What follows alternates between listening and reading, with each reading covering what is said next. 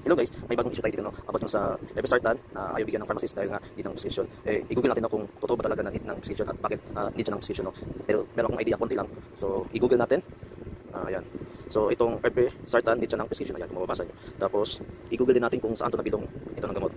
So, itong gamot nabilong sa angiotensin 2 receptor blocker. So, meron tayong notes dito. Itong ACE inhibitor. Lahat ng mga pills, gaya ng captopril, pinakasikat yan. Tapos yung angiotensin. Ito, lahat ng ARBs, sartan, gaya ng losartan. So, lahat yan. So, itong dalawa, itong pills sa sartan, contraindicated dito sa pregnancy. Kaya need natin pumunta ng doktor. Kasi merong mga edad na 30 to 35 years old na mataas yung BP. Tapos tayong mga Pinoy, pwede tayo pumunta ng mga pharmacy, bumili ng mga drugs na walang prescription. So, delikado yan. Gaya dito, itong beta blockers, decrease heart rate, at decrease BP.